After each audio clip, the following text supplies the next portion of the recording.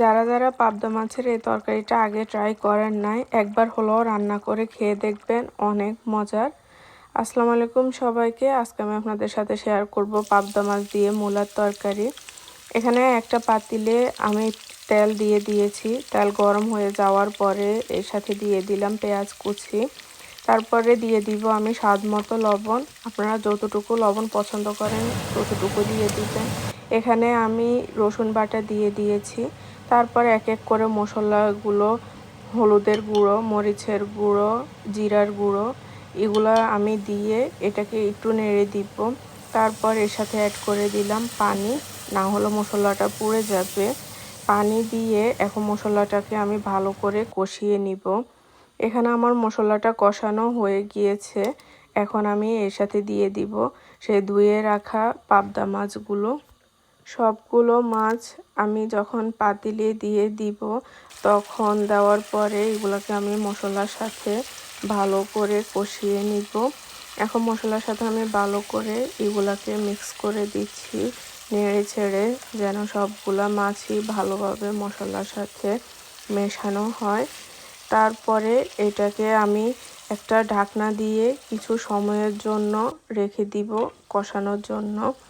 কিছুক্ষণ পরে আমি ঢাকনাটা উঠিয়েছি। এই যে দেখেন মাছগুলো মোটামুটি কষানো হয়েছে।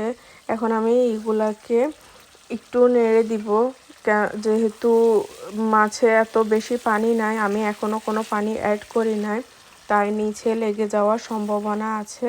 তাই এগুলাকে আমি একটু ভালো করে নেড়ে ছেড়ে তারপরে এর সাথে পানি অ্যাড করে দিয়েছি। পানি দেওয়ার পরে আমি আবারও মাছগুলোকে ভালো করে নেড়ে ছেড়ে দিব পানির সাথে, কোনো দিকে পানি না যাওয়ার কারণে, যেন মশলার সাথে মাছটা না পোড়া যায়। তাই মাছটাকে আমি আবারও ভালো করে মিক্স করে দিয়েছি পানির সাথে। এরপরে এখন আমি এটাকে কিছু সময়ের জন্য ঢাকনা দিয়ে আবারও ঢেকে রেখে দিব, যেন মাছটা ভালো করে কষানো হয় তার জন্য। এই যে দেখেন এখন আমি ঢাকনাটা সরিয়ে নিয়েছি, মাছগুলো মোটামুটি কষানো হয়ে গেছে। আবারও নেড়ে দিচ্ছি। দেখেন আমি একটু পরে পরে চেক করতেছি, তারপরও দেখা গেল যে নিচে একটু লেগে গেছে। যেহেতু পাবদা মাছ অনেক নরম, তাই লেগে যাওয়ার চান্স বেশি থাকে। এখন আমি এর সাথে অ্যাড করে দিলাম কেটে রাখা পাতলা করে সেই মূলাগুলো। এখন মূলাগুলো দিয়ে আমি আবারও কিছু সময়ের জন্য এটাকে কষিয়ে নিব মাছের সাথে মূলা দিয়ে, যেন মূলাগুলো ভালোভাবে কষানো হয়। তো আমি এখন ঢাকনা দিয়ে ঢেকে কিছুক্ষণের জন্য রেখে দিয়েছি। ঢাকনাটা উঠানোর পরে এই যে দেখেন মূলাটা একটু কষানো হয়েছে। তারপরে এর সাথে আমি বাকি যে পানিটা দেওয়ার দরকার সেটা দিয়ে দিয়েছি।